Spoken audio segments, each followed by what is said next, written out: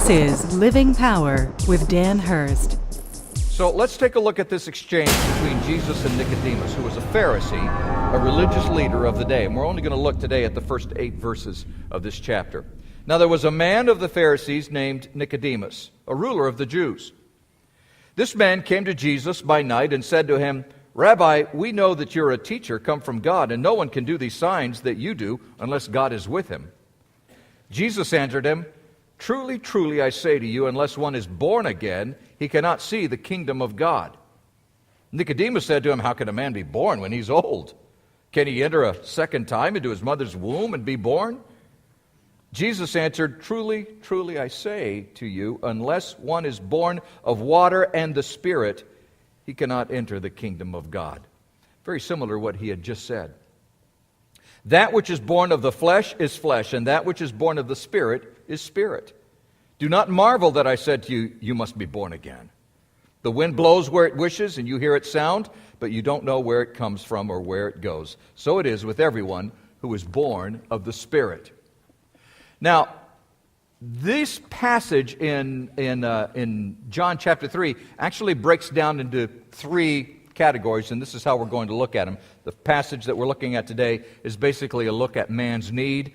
Verses 9 through 15 look at man's condition, and then verses 16 through 21 look at man's hope.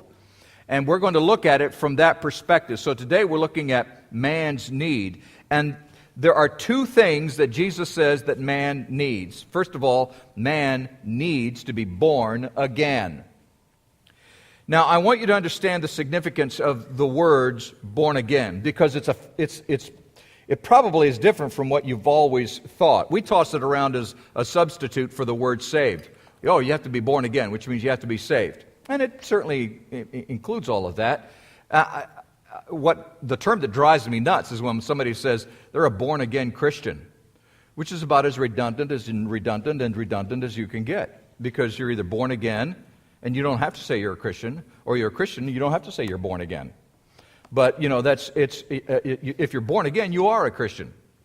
So we toss this word around, and we don't really even know what it really means, and the world certainly doesn't completely understand what it means. But it certainly suggests that one who is born again is saved, but it's a bigger word than that. And Jesus chose this term very, very carefully. You see, there was a sense of entitlement in religious circles in that day.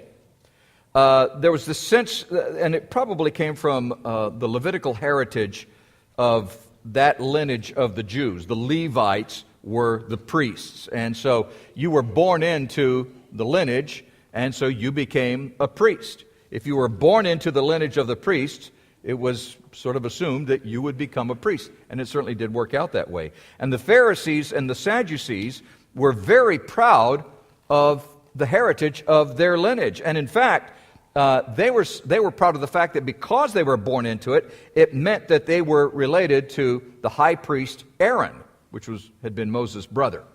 So he was the first high priest, and so the Levites took a great deal of pride in the fact that they were born into that lineage, and they were related to Moses and related to Aaron. And so there was this sense of entitlement that since they were born into it, they had a special place, as it were. When Nicodemus approached Jesus and called him rabbi and teacher, it was a polite and flattering sign of respect. But remember that Nicodemus was also a rabbi and teacher. And so Nicodemus was approaching Jesus as an equal. What he was saying to Jesus was, I'm calling you a rabbi and teacher, but you understand that I am a rabbi and teacher also. So he was approaching him as an equal, and he didn't. He did acknowledge that there was something special about Jesus.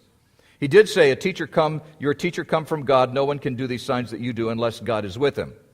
But he was not acknowledging Jesus as God. He was just saying that you obviously have a gift, but Nicodemus was approaching him as an equal. And Jesus' response seems a little odd.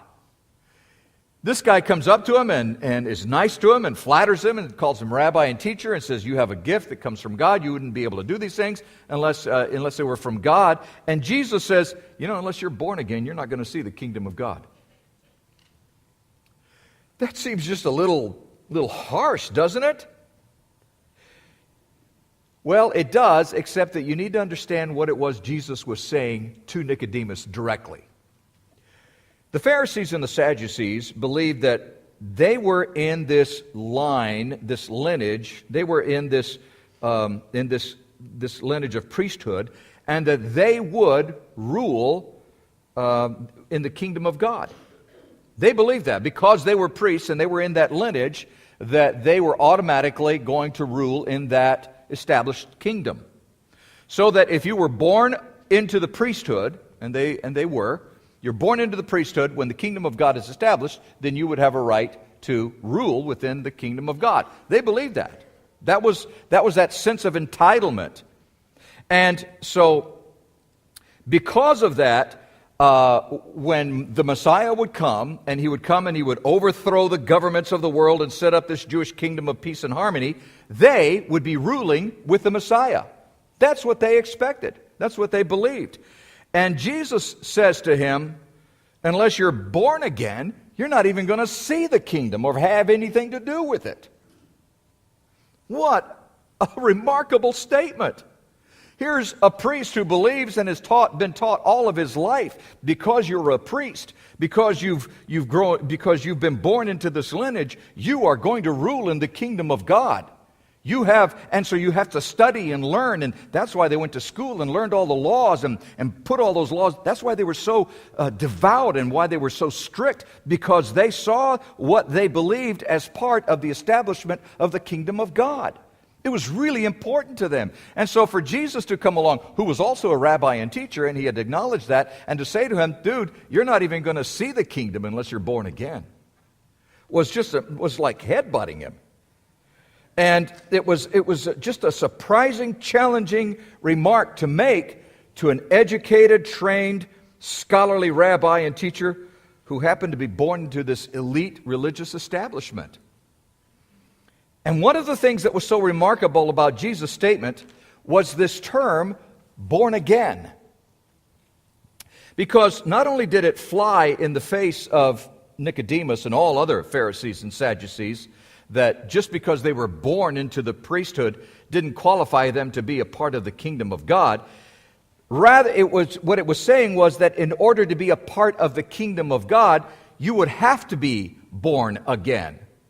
So he was saying, you're not going to see the kingdom of God because you haven't been born again, and unless you get born again, you're not going to see the kingdom of God. All of your training, all of the fact that the facts that you have believed all of your life, that you are in line for the kingdom of God, that you have what it takes to be a part of the kingdom of God, all of your scholarliness, all of your spirituality, all of the training that you've done, all of your education, all of that, all of your credentials mean nothing, because you have to be born again to see the kingdom of God.